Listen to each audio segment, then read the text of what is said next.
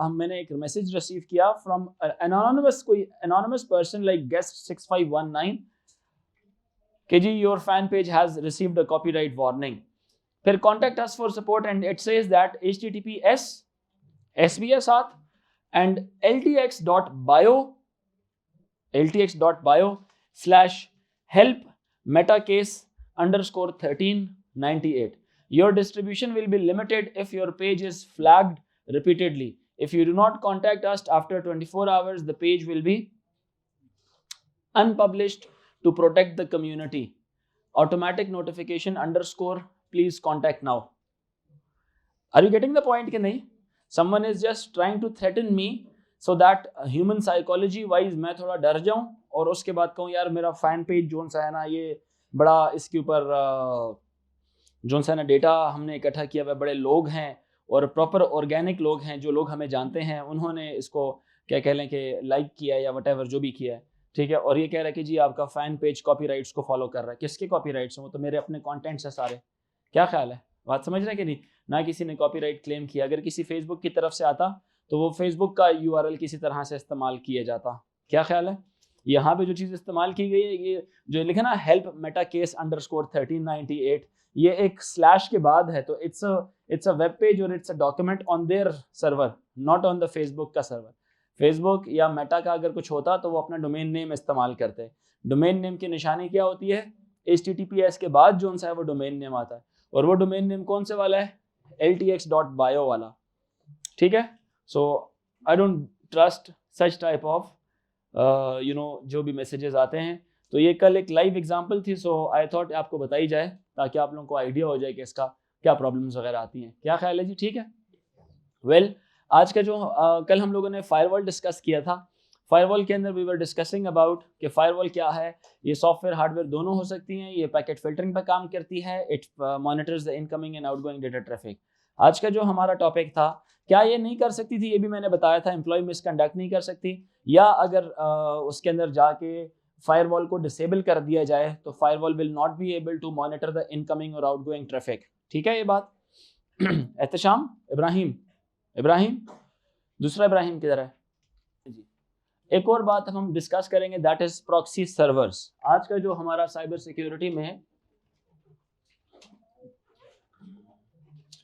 Topic है, that is proxy server. अब proxy server एक इस किस्म की एप्लीकेशन, इस किस्म का सर्वर होता है जो आपकी आइडेंटिटी को क्या करता है? हाइड करता है, और वो आपकी तमाम रिक्वेस्ट को एक्सेप्ट करके उनको एक न्यू आईपी एड्रेस देके तो इंटरनेट से वही सेम रिक्वेस्ट डिमांड करता है। इंटरनेट उस चीज़ का रिप्लाई बैक करती है to the proxy server. Proxy server क्या करता है? उसी रिप्लाई को बीच में से कोई भी अगर कह लें, अगर उसमें से कोई इस तरह की कोई मलिशियस डेटा उस पैकेट के अंदर है, डेटा के अंदर है, रिप्लाई के अंदर है, उस सर्विसेज के अंदर जो आपने सर्विसेज मांगी थी एज अ क्लाइंट इंटरनेट से या किसी वेब सर्वर से, उसके रिप्लाई में कोई हैकर अगर अटैक करता है या कोई साइबर क्रिमिनल कुछ तरह का कोड सेंड करता है, तो सबसे पहले प्रॉक्सी सर्वर के पास आता है, और प्रॉक्सी सर्वर अपने रूल्स एंड अपने प्रोटोकॉल्स इस्तेमाल करके उसमें से जितना मलिशियस डेटा उसमें से निकालता है, उसी तरह जिस तरह फायरवॉल करता है, और जो साफ डेटा है वो फिर आपके कंप्यूटर को क्या करता है? सेंड करता है।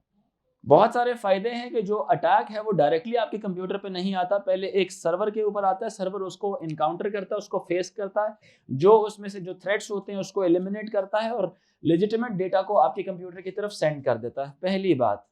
दूसरी बात क्या कि वो आपकी आइडेंटिटी को, आपके आईपी एड्रेसेस को क्या करता है? हाइड रखता है। आपके आईपी एड्रेसेस को पब्लिसाइज नहीं होने देता। क्लियर हो रही बात कि नहीं? आपके आईपी एड्रेसेस को पब्लिसाइज नहीं होने देता, यानी कि आपके आईपी एड्रेसेस को पब्लिक को बताता नहीं है, ताकि जो अटैक्स है वो यूनिफॉर्मली या कह लें कि वो टारगेटेडली आपके कंप्यूटर की तरफ, आपके नेटवर्क की तरफ अटैक्स ना आ सके। अगर वो अटैक आए भी तो किसी एनोनिमस सर्वर की तरफ जाएं। ठीक है? हम लोग जो प्रॉक्सी सर्वर्स अपने या कह लें वर्चुअल प्राइवेट नेटवर्क्स, VPNs या प्रॉक्सी सर्वर्स हम लोग इस्तेमाल करते हैं, वो सर्वर्स अनपेड होते हैं, तो पोटेंशियली डेंजरस होते हैं वो हमारे अपने नेटवर्क के लिए। जो लेजिटिमेट या जो एक्चुअल ये कह लें कि जो जेन्युइन प्रॉक्सी सर्वर्स होते हैं वो पेड होते हैं, वो आप खरीदते हैं उसकी सर्विसेज, वो क्लेम करते हैं कि जी अब हम आपको सेव करेंगे कि, और उसके अगेंस्ट हम आपसे कुछ 1 साल की सब्सक्रिप्शन है, 6 मंथ्स की सब्सक्रिप्शन है, उसके लिए जो है ना हम आपसे कुछ फी चार्ज करेंगे, आप फी पे करते हैं और वो उस लिमिट के लिए आपको सर्विसेज प्रोवाइड कर रहे होते हैं, एक प्राइवेट नेटवर्क आपका बनवा रहे होते हैं, वो समझ रहे बात के नहीं। लेकिन अगर आप अनपेड इस्तेमाल करेंगे तो दुनिया ने वीपीएन्स भी अपने कह लें कि उस पर इंटरनेट पर रखे हुए होंगे, आप वहाँ से डाउनलोड करें और फेक वीपीएन्स आपको प्रॉक्सी सर्वर्स की फैसिलिटीज़ तो प्रोवाइड कर रहे होंगे वो, लेकिन नुकसान क्या होगा, आपका जो डेटा है वो आगे बल्कि ब्रॉडकास्ट कर रहे होंगे, दे रहे होंगे मुख्तलिफ लोगों को, ठीक है। So it is recommended not to install any application or any such type of software from unauthentic sources, or also know that free softwares are highly probable that they will introduce some type of malicious software in your computer, free softwares, ठीक है। Because एक software जिसके ऊपर किसी की कोई मेहनत लगी है या कोई ऐसा हार्डवेयर जिसको किसी ने पैसे दे के बनाया है, वो आपको फ्री नहीं देगा, ठीक है। They will charge some type of a fee, वो पैसे चार्ज करेंगे, और वो पैसे कौन से होंगे, समटाइम पैसे चार्ज किए जाते हैं, समटाइम अगर पैसे नहीं देंगे आप उसको फ्री इस्तेमाल करेंगे तो आप यू आर द मनी, फिर आपको यूटिलाइज किया जाएगा, आपके डेटा को स्टील किया जाएगा, आपके कंप्यूटर को इस्तेमाल किया जाएगा किसी और कंप्यूटर पर थ्रेट इंट्रोड्यूस करने के लिए। ये भी एक बहुत बड़ा प्रॉब्लम होता है कि someone else's computer is used to attack some other network, their own computers are not used, ठीक है। हैकर्स ये टेक्निक बड़ी इस्तेमाल करते हैं, आइडेंटिटी थेफ्ट करते हैं, किसी और की आइडेंटिटी इस्तेमाल करके किसी और को अटैक जनरेट करते हैं ताकि उसको काउंटर अटैक आए तो हैकर के अपने सिस्टम के ऊपर ना आए, जिसकी आइडेंटिटी स्टील की गई थी उसके कंप्यूटर के ऊपर जो है ना वो काउंटर अटैक आए उसका, ठीक है। सो प्रॉक्सी सर्वर किस तरह से काम करता है, डेफिनेटली ये जिस तरह firewall acts as an intermediary between web server यानी internet and user computer, similarly proxy server also acts as an intermediary between user and web servers.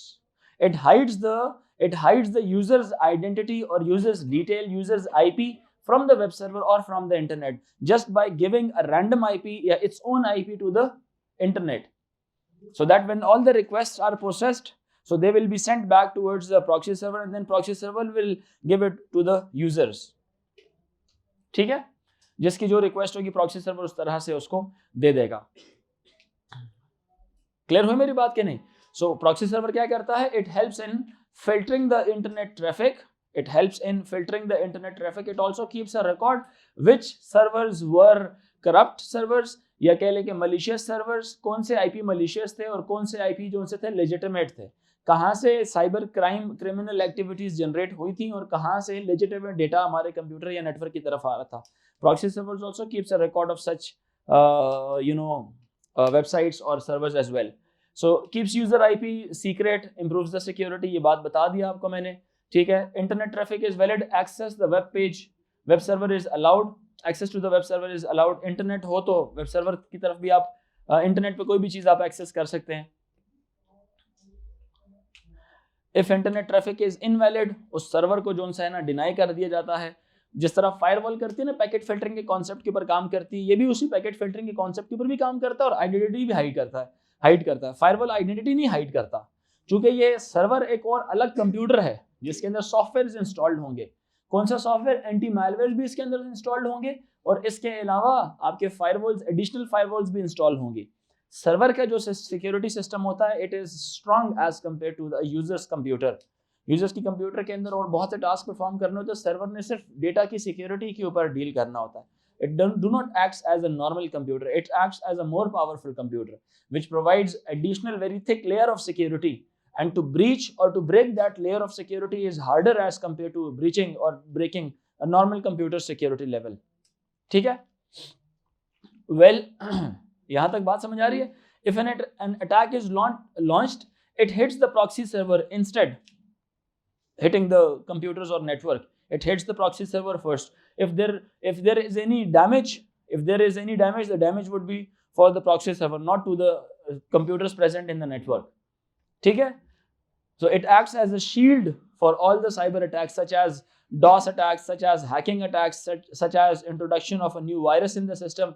So it is initially being installed in what user's computer, proxy server. Proxy server will fight with it and user's computer will be kept safe.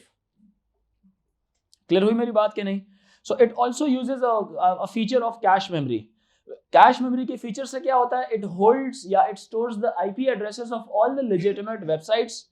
It holds IP addresses of all the legitimate websites, so that if a user wants to access those websites in a given period of time again, so they will be provided with quick access as compared to the first accessing, because in the first access both the proxy server and the server, they both authenticate each other, and yahan se proxy server will authenticate, it will acknowledge that yes, the server is legitimate, it's a valid server, the data which it will send towards my computer will be okay, will be valid data. Are you getting my point? कि वो authenticate करता है पहले. याद रखें computer में, अब हमारा अगला टॉपिक आएगा कौन सा वाला, सिक्योर सॉकेट लेयर का, उसमें मैं बताऊंगा कंप्यूटर अपने सर्वर से कम्युनिकेट करने से पहले एक सेशन डेवलप करता है, एक सेशन डेवलप करता है. अब उस डेटा ट्रांसफरिंग या कम्युनिकेशन से पहले हमारा जो कंप्यूटर है वो सर्वर को डेटा भेजता है कि यार अपने आप को ऑथेंटिकेट करो कि if you are a legitimate server और नॉट. तो सर्वर क्या करता है, अगर वो लेजिटिमेट सर्वर होगा तो दुनिया की एक ऐसी कम्युनिटी है जो जितनी भी लेजिटिमेट सर्वर्स हैं उनको सर्टिफिकेट्स अलाउ करती है. क्या करती है, सर्टिफिकेट्स अलाउ करती है या सर्टिफिकेट्स ग्रांट करती है, उनको बोलते हैं authentication certificate. And all those authentication certificates are allotted by the certification authority. Certification authority organisations हैं, दुनिया की 2-3 बड़ी ऑर्गेनाइजेशंस हैं जो सर्टिफिकेशन अथॉरिटी के तौर पे पहचानी जाती हैं. जिस तरह नहीं आपके एंटीवायरस सॉफ्टवेयर की कैस्पर, स्काई, मैकफी, अवास्ट, ठीक है, ये सारे कौन है, ये एंटीवायरस मैन्युफैक्चरर्स हैं, ये एंटी मैलवेयर्स बनाते हैं. ये इसी तरह सर्टिफिकेशन अथॉरिटी की भी बड़ी बड़ी कंपनियां हैं, वो साल के लिए आपको एक सर्टिफिकेट देती हैं and they keeps a check on your server activities. अगर एक सर्वर किसी मैल प्रैक्टिसेस के अंदर इन्वॉल्व हो तो उस सर्वर को परमानेंटली ब्लैकलिस्ट कर दिया जाता है. बात समझ आ रही है कि नहीं? सो उन ऑर्गेनाइजेशंस के ऊपर पूरी दुनिया के जितने भी सर्वर्स हैं, जितनी भी आईटी कम्युनिटी है, वो ट्रस्ट करती है कि ये खराब काम नहीं करेंगे, किसी का कह लें कि प्राइवेट की और पब्लिक की इन एसिमेट्रिक एन्क्रिप्शन किसी से शेयर नहीं करेंगे, ये सीक्रेट रखेंगे. ठीक है ये बात के नहीं? नहीं समझ आ रही मेरी बात? आ रही है?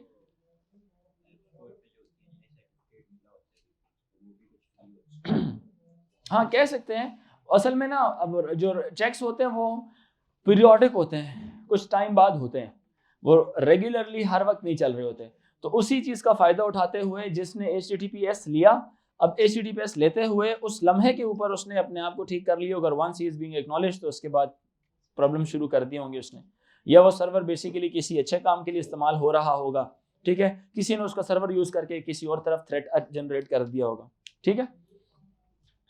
So by using the feature known as cache, it is possible to speed up the access. इसको सेशन कैशिंग कहा जाता है. इस पॉइंट को जो सेकंड लास्ट पॉइंट है इसको आप कह लें सेशन कैशिंग कहा जाता है. It is possible to speed up access to information or data from a website. When the website is first visited, the home page is stored on the proxy server.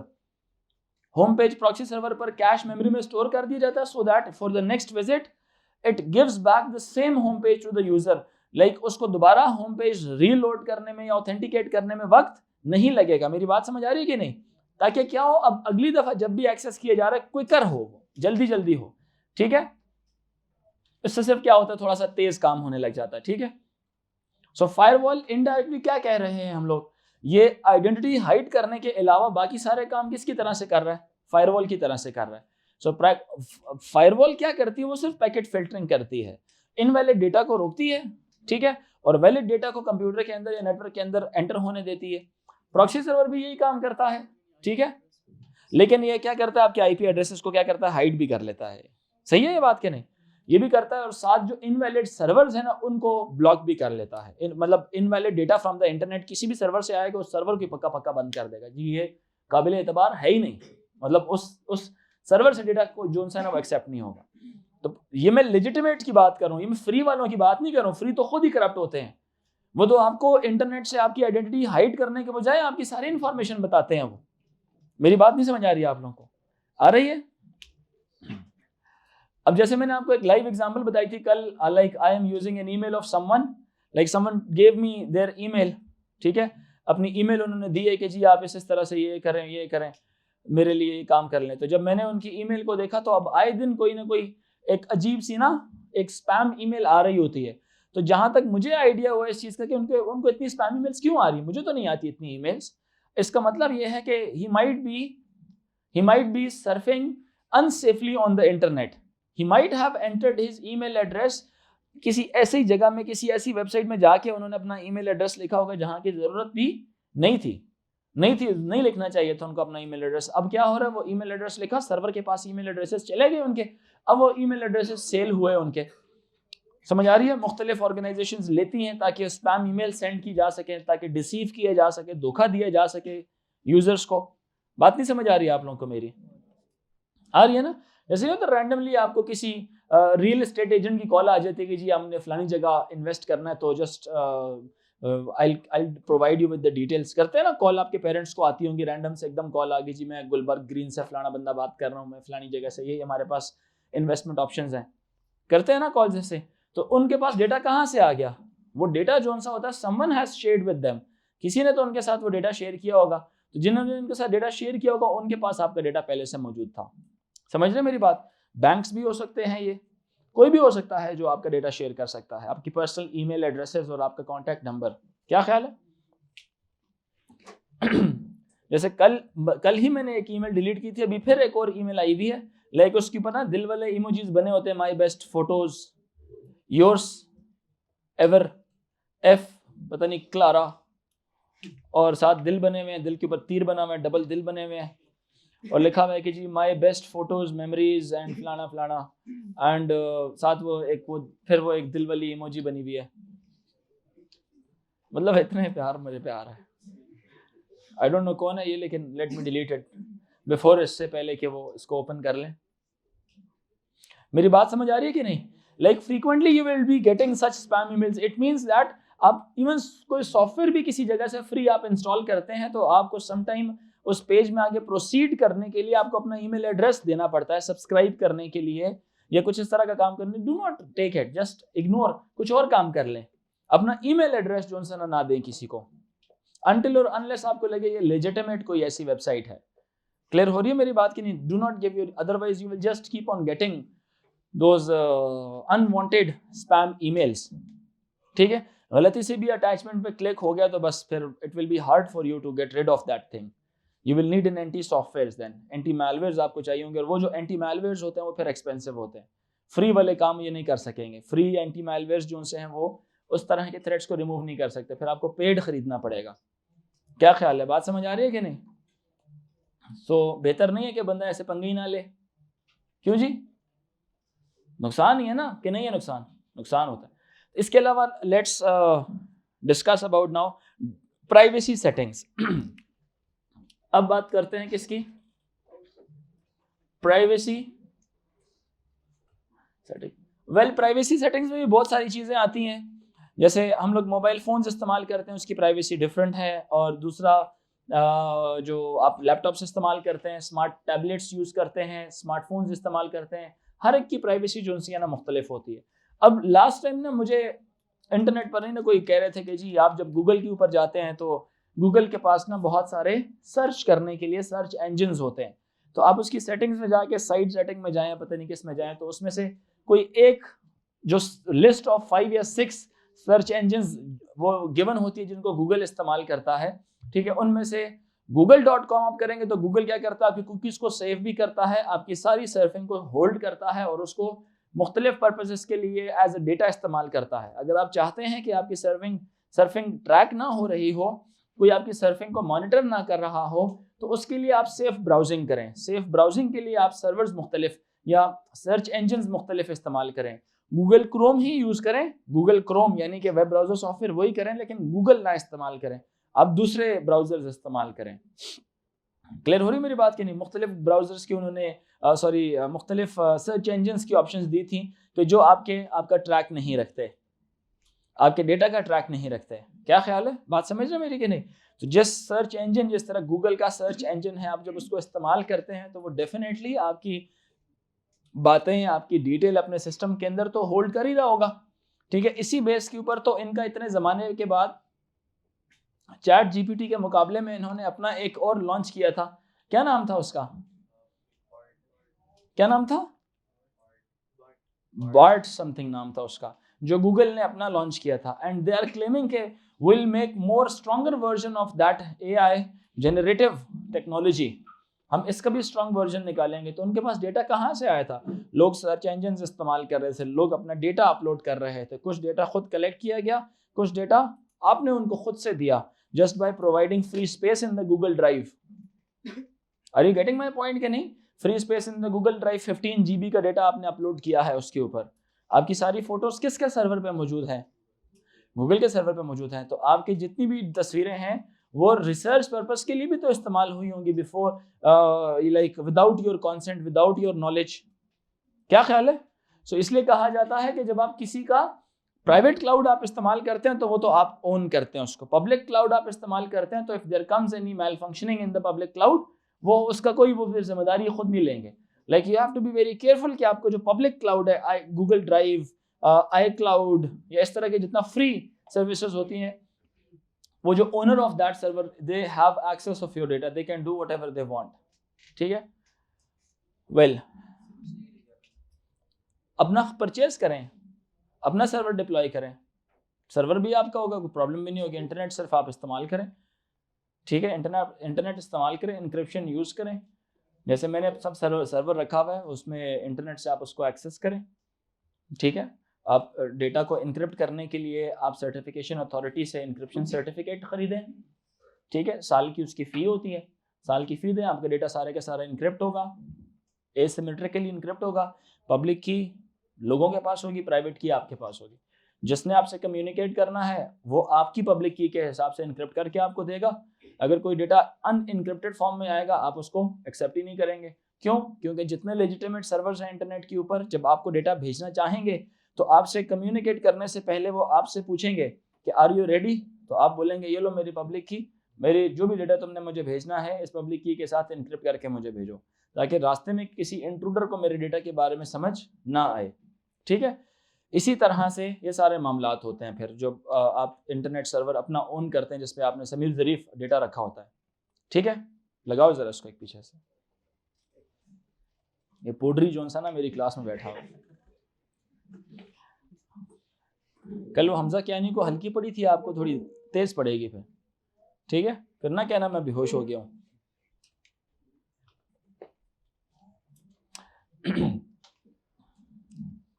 तो privacy settings के अंदर ना मुख्तलिफ चीज़ें आती हैं कि आपने just you have to make sure that the data that is being which is being sent on the internet is private, it only belongs to you. तो सबसे पहली चीज़ डू नॉट ट्रैक वाला ऑप्शन। लाइक कुछ लोग होते हैं वो अपनी हिस्ट्री को ऑफ रखते हैं, ब्राउजिंग हिस्ट्री को ऑफ रखते हैं just by surfing in incognito mode. क्या ख्याल है? उसमें जाके वो सर्फिंग कर रहे होते हैं। या privacy settings are the controls available on web browsers या social networks and other websites that are designed to limit who can access and see a user's personal profile. Also, whenever you are using certain applications, you provide your sometimes the access to the microphone, sometimes access to the location, sometimes access to the gallery and call logs, messages, etc. A very good example, like they do not use your microphone to tell you that we are using your microphone, but they can in the similar way as locations are being used. समझ रहे मेरी बात? क्या नहीं? जैसे for example मैं अगर आपको एक बात बताऊं, सर भी मेरा फ़ोन ओपन है ना, इंटरनेट इसका ओपन है, जो एप्लीकेशंस माइक्रोफोन इस्तेमाल कर रही हैं ये मेरी बात भी सुन रही हैं, जो मैं कॉल पे बात कर रहा हूँ वो भी सुन रही होती हैं, और जो अभी मैं बात कर रहा हूँ वो भी सुन रही होती हैं। रीज़न किस तरह से, मैं कैसे एक्सप्लेन कर सकती हूँ? जैसे लोकेशन का एक फिनोमेना है, लोकेशन का फिनोमेना आपको पता है। अब लोकेशन जिस तरह मैं जब ट्रैवल करता हूँ किसी और कंट्री जाता हूँ तो आफ्टर सम टाइम जब मैं गूगल पे अपनी एक्टिविटीज़ देखता हूँ तो उसके पास जो मैंने तस्वीरें खींची होती हैं उसको पता होता है कि मैं किस किस जगह गया था। वो एग्जैक्ट इवन मुझे जगह के नाम भूल जाते हैं तो उस नाम सेव करके रखे होते हैं कि इधर इधर आप गए थे, इस तारीख को आप गए थे। Because my location services are open, मेरी लोकेशन की सर्विसेज ओपन है। ठीक है, और जब मैं कोई किसी भी जगह ट्रैवल करता हूँ इवन इन पाकिस्तान और अब्रॉड, तो आफ्टर सम टाइम मेरी जो से है ना वो पूरा रिकॉर्ड पता चल जाता है कि ये यहाँ पे कब था, उधर कब था, यहाँ पे कब था, इधर कब था। It's good for me as well, मेरे लिए भी बेहतर है ये चीज़, बट किसी तरह से डेंजरस भी है। बेहतर किस अंदाज में है कि it tells the true legitimacy of my travelling history to the embassies who want to grant me with the visa, They have the access to all the Google settings and Google things, such as Americans, they do have access of all your personal data, personal social media profile. They do have access of everything. They can just get into the profile being you, as if you are logged into the system. They can access everything or without your knowledge. ठीक है, समझ आ रही बात की कि नहीं आ रही? तो कुछ दुनिया के ऑर्गेनाइजेशंस हैं who has the access to these servers just for the sake of security purpose. सिर्फ security purpose के लिए उन्होंने access ली भी इन सर्वर्स की। बात समझ आ रही है सारों को? ठीक है। So locations की वैसे बात बता रहा हूँ, तो do not, अब मैं जब लोकेशन ऑफ कर देता हूँ बहुत सारी एप्लीकेशंस काम करना क्या हो जाती हैं, बंद हो जाती है। कहती हैं लोकेशंस को क्या करें, ऑन करें, लोकेशन ऑन करें, कैमरा ऑन करें, नोटिफिकेशंस या इस तरह की चीज़ें ऑन करें, तब जाके हम क्या करेंगे, काम करेंगे, अदरवाइज वो काम नहीं करती। क्या ख्याल है जी? ओके समझ आई? कुछ बातें मैं पहले भी बता चुका हूँ, जिस तरह एक्सेस राइट्स का, ये प्राइवेसी सेटिंग में एक्सेस राइट्स के अलावा कुछ चीजें बता, जैसे डू नॉट ट्रैक का आ गया एक, ठीक है, डू नॉट ट्रैक का आ गया। इसी तरह से a check to see if payment methods have been saved on website. This is a useful safety feature which prevents the need to type in payment details again. Every time you have typed in financial details, there will be a risk of data interception. हर दफा जब आप, जैसे नहीं आप कोई online purchasing करते हैं, sometime आप जब ऑनलाइन वीजा अप्लाई करते हैं तो उसकी भी तो पेमेंट आपको ऑनलाइन देनी पड़ती है, तो आपसे वो पूछता है कि क्या आपकी डिटेल्स को सेव कर लें कि ना करें। अगर आपका जो वेब ब्राउजर है लेजिटिमेट है तो आप अपनी डेटा को सेव करवा लें, अदरवाइज ना सेव करवाएं। लेकिन अगर सेव नहीं करते तो हर दफा आपको दोबारा टाइप इन करना पड़ता है। इवन टाइप करने के लिए भी mind it, use on screen keyboards, use on screen keyboards, do not type from the keyboards. Why? की लॉगिंग हो सकती है, की लॉगिंग सॉफ्टवेयर आपके सिस्टम में इंस्टॉल्ड हो सकते हैं कि नहीं, हो सकते हैं ना। A check to see if payment methods have been saved on websites. This is useful. अच्छा, safer browsing. An alert is given to the browsing encounters to the browser when the browser encounters a potentially dangerous website. एकदम वो बता देता होता है कि जी, वो नहीं आता होता अक्सर औकात, do you want to proceed? The website might contain some potentially dangerous data. Do you want to proceed? बिल्कुल छोटा सा लिखा होता है, अदरवाइज लिखा होता है रिजेक्ट या कैंसिल, इस तरह की कोई बात लिखी होती है। Do you want to proceed नीचे छोटा सा लिखा होता है, आप उस पर क्लिक करते then the website gets open. ठीक है, वो वेबसाइट क्या होती है, इट या तो वो खुद ही मलिशियस वेबसाइट होती है या इट इज बीइंग कह लें कि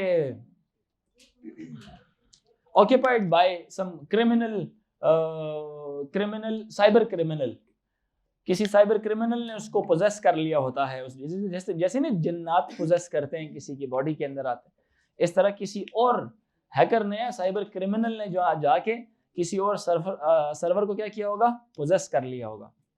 समझ आ रही बात है कि नहीं? Safer browsing, N alert is given when the browser encounters a potentially dangerous website. ठीक है जी, समीर ज़रीफ कैच करो। Web browser privacy options, storing browsing history, storing cookies etcetera, they could be a potentially dangerous thing।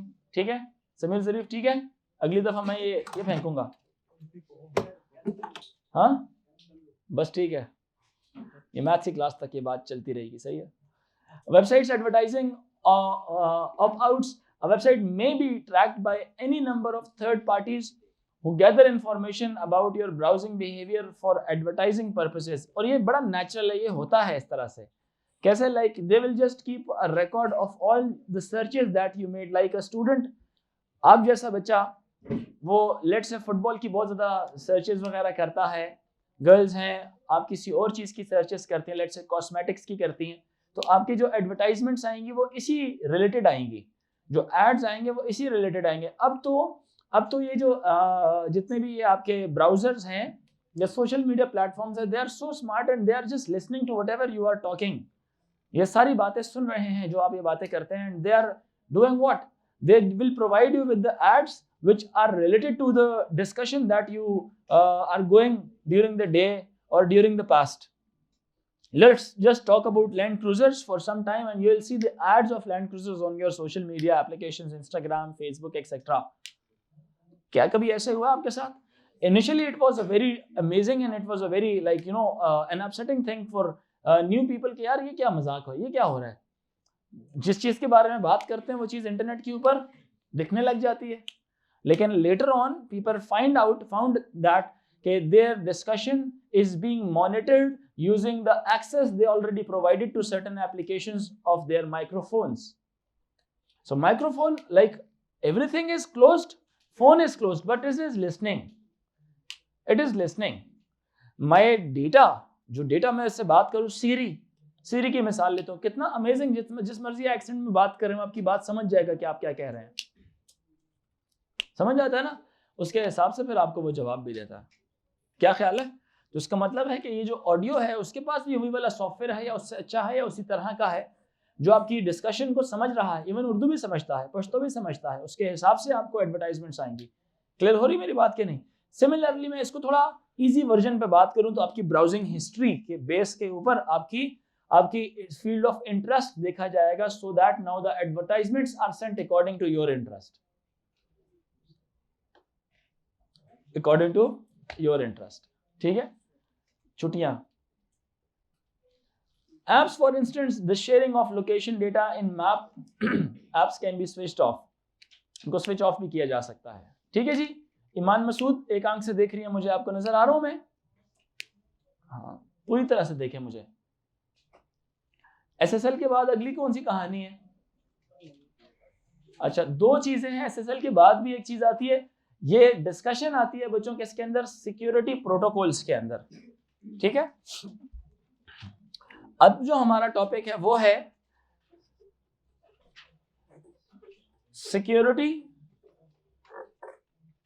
Protocols का। Internet पर communicate करने के लिए जो security protocols follow किए जाते हैं वो हैं दो सिक्योरिटी प्रोटोकॉल्स, एक है ट्रांसपोर्ट लेयर सिक्योरिटी और एक है सिक्योर सॉकेट लेयर। एक है transport layer security, second number पे आती है, it's new modified version, but the later on जो कि पहले इस्तेमाल की जाती थी उसको बोलते हैं सिक्योर सॉकेट लेयर। ठीक है, सिक्योर सॉकेट लेयर ये वही वाली है सिक्योरिटी प्रोटोकॉल्स हैं जो आप लोग HTTPS के साथ जो पैडलॉक का निशान देखते हैं ना, तो वो वेबसाइट SSL इस्तेमाल कर रही होती है। SSL बोले, पैडलॉक का निशान बोले, या अपने वेब ब्राउजर URL के अंदर HTTPS जब आप देखते हैं तो ये इनफैक्ट निशानी है कि कौन सी वाली ब्राउजिंग हो रही है, सिक्योर ब्राउजिंग की तरफ जा रहे हैं, सिक्योर सॉकेट लेयर। अब सिक्योर सॉकेट लेयर क्या होता है? ये कम्युनिकेशन प्रोटोकॉल्स या कम्युनिकेशन प्रोवाइड करता है फॉर द वेब ब्राउजर, यानी user and the internet, safer communication, encrypted communication को प्रोसीड कर रहा होता है ये। अब दोनों डेटा को इनक्रिप्ट करता है, सेंडिंग वाले भी और रिसीविंग वाले भी।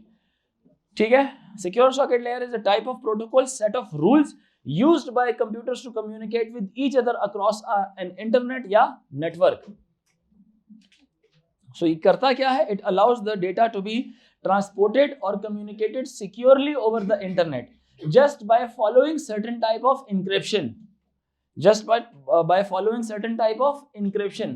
अब वो encryption दो तरह की हमने पढ़ी थी, सिमेट्रिक और एसिमेट्रिक।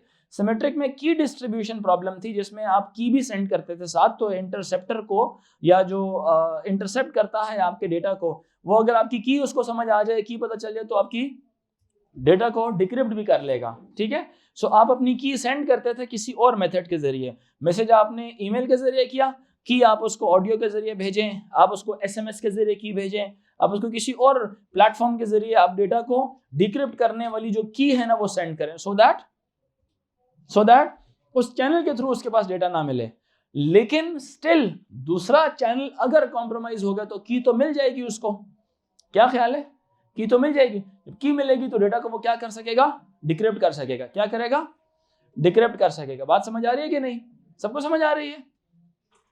सबको समझ आ रही है? किधर ध्यान है? छोड़ देते तुम, निशाना मेरा अच्छा है। बेशक लगे ना सर पे, मैं तो चाहता हूं सर पे लगे और सर फट जाए इसका। तारीख रकम होगी ना, मार्कर से सर फटा किसी का, है ना, मार्कर से सर फटा, डंडे शंडे से फटे, कोई कुल्हाड़ी लगे, कोई लोहे का रॉड लगे, कुछ सरिया लगे तो बात है, लेकिन मार्कर से सर फटेगा पहली दफा। तो सिक्योर सॉकेट लेयर के अंदर क्या होता है? अब इसमें कुछ स्टेप्स होते हैं जो उसने डायग्रामेटिकली स्टेप्स बताए हैं, ये मैं आपको ओरली बताता हूँ। अब वो स्टेप्स क्या होते हैं? अब मैंने कहा एक है कंप्यूटर और एक है सर्वर। एक्सेस चाहिए कंप्यूटर को किसकी? सर्वर के डेटा की। कंप्यूटर सबसे पहले क्या करेगा? सर्वर को एक रिक्वेस्ट सेंड करेगा, ये नहीं मैंने तुमसे कम्युनिकेट करना है, लेकिन before communication I want to make sure, the client want to make sure the server is legitimate, यानी कि वो ऑथेंटिक सर्वर है। तो I will ask him, server साहब अपना जरा एक मुझे ऑथेंटिकेशन सर्टिफिकेट सेंड करो। क्या करो?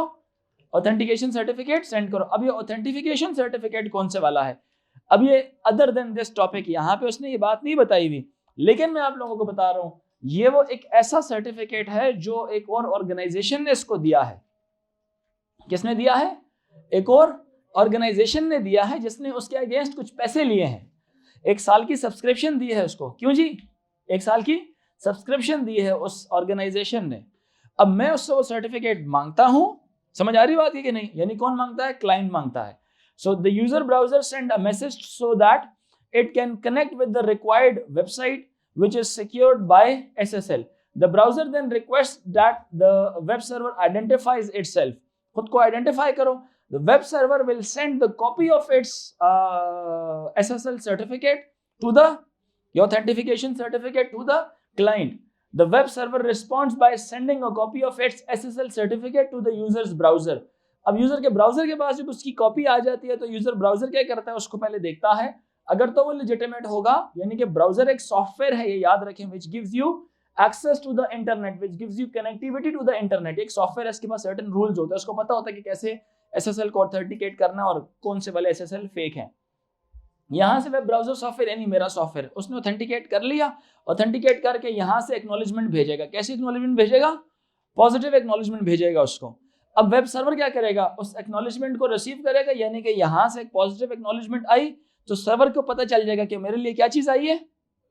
एक पॉजिटिव एक्नॉलेजमेंट आई है, यानी कि मुझे क्लाइंट ने क्या किया है? ऑथेंटिकेट कर दिया है कि yes I am now ready to send the data to the client. समझ रहे मेरी बात कि नहीं? उससे पहले क्लाइंट इंतजार कर रहा था, I want to connect with you, वो कहेगा जी ठीक है। क्लाइंट बोलेगा, वेब ब्राउजर यानी क्लाइंट बोलेगा send me the copy of your SSL certificate. Web server कहेगा ओके, ये लो मेरा SSL सर्टिफिकेट का कॉपी सेंड करेगा, ओरिजिनल अपने पास कॉपी सेंड करेगा। ये इसके पास ब्राउजर के पास आएगी उसकी कॉपी देखेगा, अच्छा यार ये तो दुनिया के वो फलाने वाले बंदे ने, जो सा ना फलानी ऑर्गेनाइजेशन ने उसको ऑथेंटिकेट किया हुआ है, इसके पास लेजिटिमेट सर्टिफिकेट है जी, ओके हो गया। यहाँ से एक्नॉलेजमेंट सेंड करेगा, यार okay you are fine, you can now send your data. अब वो उसकी एक्नॉलेजमेंट रिसीव करके acknowledges the acknowledgement received by the sent by the client. Web browser server क्या करता है? वो जो एक्नॉलेजमेंट रिसीव होती है उसको एक्नॉलेज करता है जी ओके। तब उसके बाद क्या कहता है? अब मैं पास हो गया, अब्बू मैं पास हो गया। एक है ना जुमला कि जी अब्बू मैं पास हो गया।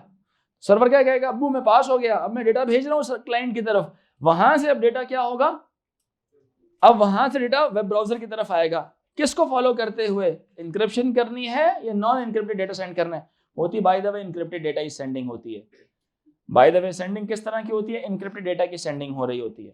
सो तीसरे स्टेप के बाद जब SSL की कॉपी सेंड करेगा, if the browser can authenticate this certificate, it sends a message back to the web server to allow the communication to begin. जो मैसेज भेजता है उस मैसेज को एक्नॉलेजमेंट कहते हैं, ठीक है। Once the message is received, the web server acknowledges the web browser and the SSL encrypted two-way communication then begins। क्या होता है? two-way communication फिर स्टार्ट हो जाती है जैसे ही एक्नॉलेज करता है वेब सर्वर आपके वेब ब्राउजर के मैसेज को, ठीक है। ये बात डेटा ट्रांसफर करना शुरू कर देता है। ये कहाँ इस्तेमाल होता है? ये हर उस जगह जहाँ पे पैडलॉक का निशान या HTTPS आप देखते हो तो ये चीज चल रही होती है। जो इंक्रिप्शन इस्तेमाल होती है, सिमेट्रिक इंक्रिप्शन इसमें यूज होती है, या एसिमेट्रिक भी हो सकती है। बस डेटा को किसी तरह से सिक्योरली ट्रांसपोर्ट करना होता है, कम्युनिकेट करवाना होता है between server and web browser, ठीक है। Online banking, online shopping, when sending, तवज्जो रखो, आप सो रहे हो, आप आंखें खोल के सो रहे हो। When sending software out to a restricted list of users, like कोई भी आपने सॉफ्टवेयर सेंड करना हो किसी खास यूजर्स को, ये नहीं मैं पैसों वाला सॉफ्टवेयर हो, लेकिन किसी को अगर आपने सेंड करना हो तो उसके लिए आपको, ताकि ऐसा ना हो कि रास्ते में क्रैक ना हो जाए, क्रैकिंग भी तो होती है ना।